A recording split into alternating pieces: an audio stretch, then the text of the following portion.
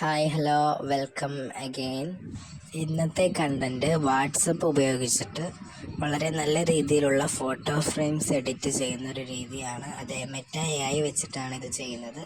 ഇതിൽ പലരും ചില പ്രോബ്ലം ഫേസ് ചെയ്യുന്നു. ആ പ്രോബ്ലത്തിനുള്ളൊരു സൊല്യൂഷൻ കൂടിയാണ് ഈ വീഡിയോയിൽ നമ്മൾ പറയുന്നത്. അപ്പോൾ നിങ്ങൾ വീഡിയോയിൽ കണ്ട ഇതേപോലുള്ള ഫ്രെയിമാണ് നമ്മൾ ഉണ്ടാക്കിയെടുക്കുന്നത്. അതിനായി നമ്മൾ ആദ്യം AI ഓപ്പൺ ചെയ്യുക. ശേഷം ഈ കാണുന്ന പോലെ സെൻഡ് എ ഫ്രെയിം എന്ന് ഒന്ന് സെൻഡ് ചെയ്യുക. സെൻഡ് എ ഫോട്ടോ ഫ്രെയിം എന്ന് വേണം സെൻഡ് ചെയ്യാൻ. ഓക്കെ, അപ്പോൾ നമ്മൾ സെൻഡ് ചെയ്തിട്ടുണ്ട്. അപ്പോൾ തന്നെ നമുക്ക് വേണ്ട ഫോട്ടോ വന്നു. പക്ഷേ ഈ ഒരു ഫോട്ടോ അല്ല നമുക്ക് വേണ്ടത്. അപ്പോൾ നമ്മൾ മറ്റൊരു മെസ്സേജ് സെൻഡ് ചെയ്യാണ്. Send A blank photo frame എന്നാണ് അടുത്തത്. ഓക്കെ, അപ്പോൾ നമുക്ക് ആവശ്യമുള്ള ഈ ഒരു ഫോട്ടോ ഫ്രെയിം കറക്റ്റായിട്ട് വന്നിട്ടുണ്ട്. ഇനി നമുക്ക് ഇതിലോട്ട് നെയിം ആഡ് ചെയ്യണം. അതിനായിട്ട് ആഡ് ദ നെയിം. ഇപ്പം ഞാൻ സിൻസി എന്നാണ് കൊടുക്കുന്നത്. സിൻസി ഓൺ ദിസ് എന്നൊന്ന് സെൻഡ് ചെയ്തപ്പോൾ ഇതുപോലൊരു ഇമേജാണ് വന്നത്. പക്ഷെ നമുക്ക് വേണ്ടത് ഇങ്ങനെയല്ല.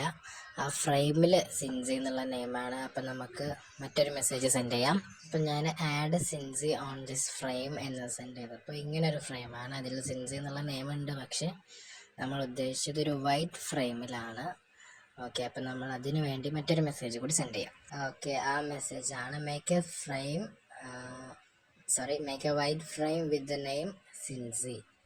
ഇങ്ങനെ സെൻഡ് ചെയ്തപ്പോൾ നമുക്ക് കറക്റ്റ് ആവശ്യമുള്ള ആ ഒരു പെർഫെക്റ്റ് ഫ്രെയിം ഇവിടെ കിട്ടിയിട്ടുണ്ട്. ഓക്കെ, ഇതാണ് അപ്പോൾ നമ്മുടെ ഫൈനൽ റിസൾട്ട് കേട്ടോ. അപ്പോൾ നമുക്കിനി ഏകദേശം ഇതേപോലെയുള്ള 1-2 ഡിസൈനിലും കൂടി ഒന്ന് ചെയ്ത് നോക്കാം.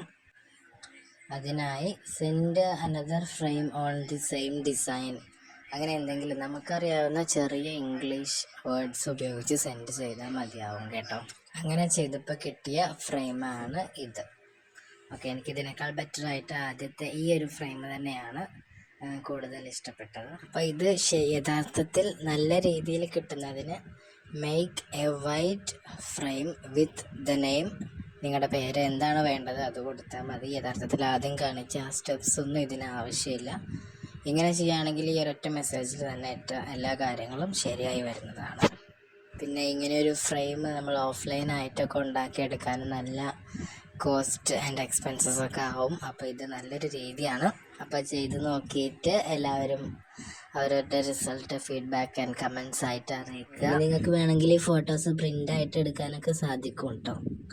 ഓക്കെ, അപ്പോൾ ശരി, താങ്ക് യു. വീഡിയോ കണ്ട എല്ലാവർക്കും ഒരുപാട് നന്ദി. Thank you so much. By.